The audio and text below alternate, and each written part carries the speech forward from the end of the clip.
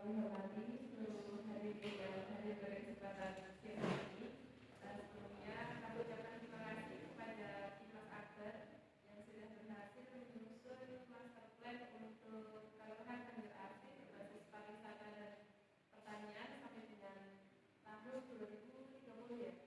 Kemudian selanjutnya atas nama saya pribadi dan kelembagaan, mohon maaf untuk sebesar-besarnya kepada Dimas Akbar karena selama ini kami betul-betul keterbatasan waktu dalam mendampingi, dan terima kasih juga atas kesabaran Mas Akbar ketika harus bertemu saya karena memang beberapa kali untuk ketemu saya memang biasa di masa pun sangat karena memang keterbatasan kami.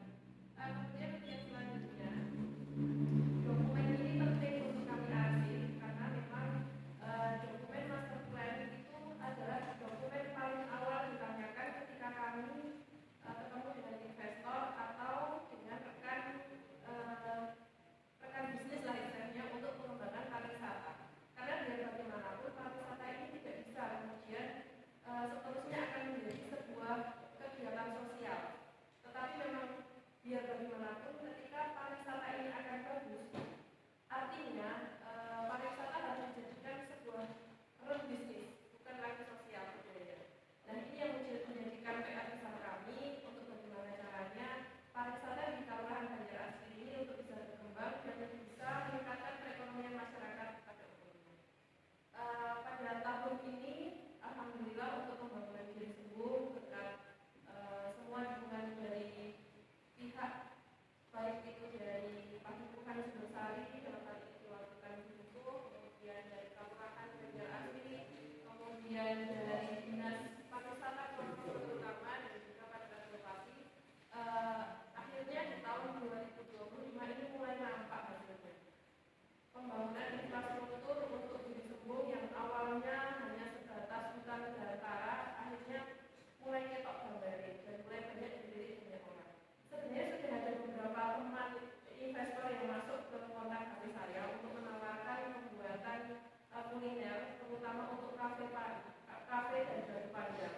Tetapi karena memang lokasi Gili Sembung ini secara aset adalah milik daerah dan juga secara setelah menerima pengelolaan belum diserahkan kepada kami selalu dari usaha desa.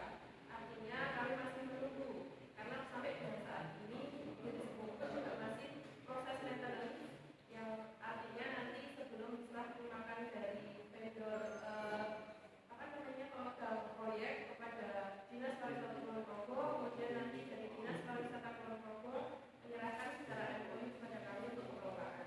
Itu sedikit cerita terkait Gili Sembung.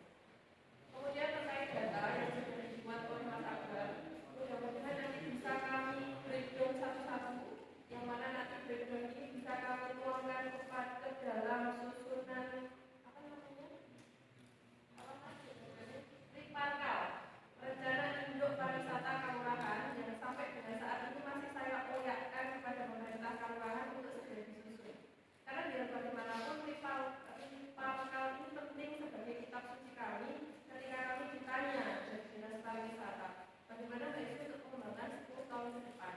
Nah, kalau kami tidak punya Riparkal, kita tidak bisa menjelaskan. Karena kalau kita menjelaskan dengan gambar berjalan